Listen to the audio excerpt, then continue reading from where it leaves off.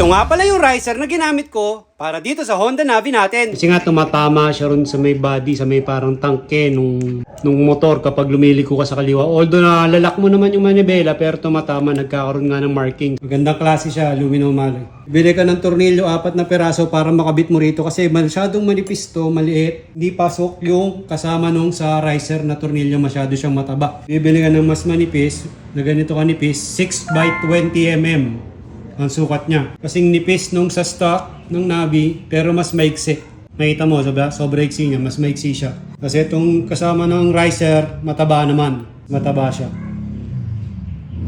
Okay, kaya bibili ka 4 na peraso, 6x20 mm, para para makabit mo to. Nakabit na natin yung dalawang riser natin na Moto Wolf. Yan ha, walang kaalog-alog. Siguraduhin nyo lang na masikip. Baka biglang matanggal yung manibela nyo. Handlebar nyo habang nagdadrive kayo. Higpitan nyo hanggang kaya ng muscle nyo. Yan na, walang kalug-alog yan. Itong tornilyo na to kasama to sa riser. Sukat na sukat to kasi pang rice. Ito talaga yung sukat ng tornilyo niya. Na-install na natin yung riser natin. Ayan na siya. Yun, ayan siya. Ayan siya, hindi na siya sumasayad. May space pa. Yan yung pinakasagad na magagawa ko. Kasi gusto ko mas malapit yung manibela, mas mababa.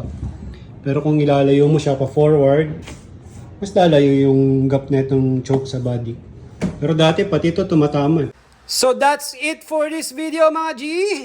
Kita-kits na lang sa kalsada. Hanggang sa muli. Ciao!